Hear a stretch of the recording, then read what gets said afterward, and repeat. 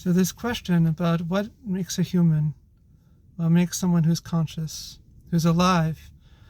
This is actually, we can look at the life of kids, the activities of kids, and a good example for this is a local park, like an amusement park or a local park.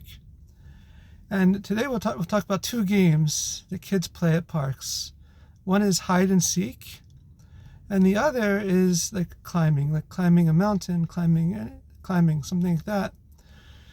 And so we can learn this actually from these can be two superpowers. What's the superpowers? The hide and seek, you hide and someone has to find you. You can call that like the power of invisibility, the ability to hide, to be invisible. And in terms of climbing a mountain, we can say that that's like super strength, to exhibit strength, like great strength. Oh wow, look how high you climbed. So amazing, right? It takes skill, but also takes strength. You can imagine like heroes that climb the sides of buildings or high something that's very high. And so these are two types of superpowers that kids are enacting, as it were, when they're playing these games. And we can learn the deeper significance behind these two. We'll call them superpowers in two biblical greats, both in terms of Moses, the giver of the Bible at Mount Sinai, teacher of the Jewish people, and Joseph. So how does this relate? So of Moses it said that he's the humblest of all people on the face of the earth. Right? He tries to hide himself. He tries to hide. Why does he try to hide?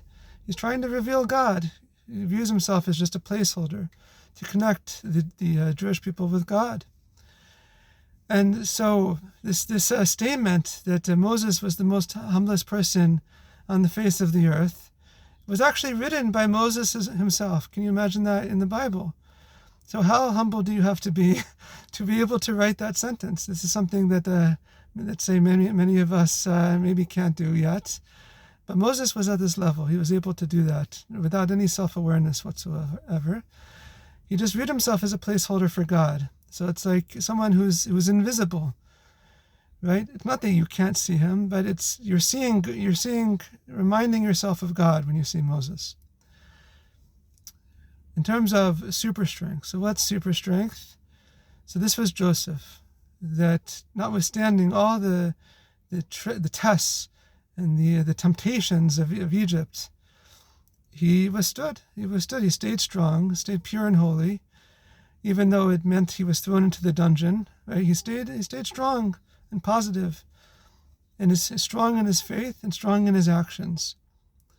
And so this is the idea of super strength, to exhibit super strength, that against all odds, he was able to stay strong.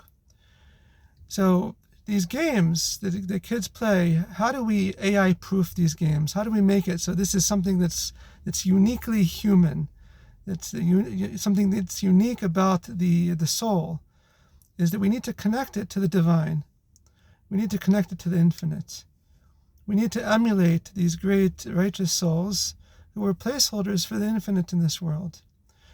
So how do you do that? You do that by studying this Bible that Moses gave us, by studying the verses that talk about the life of Joseph, and to study them in depth, and to go deeper and deeper into the commentaries, into the explanations, into any other type of story that you feel drawn to, that you feel connected to.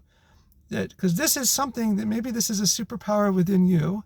Maybe this is some ability that needs to be manifest, some potential of your soul.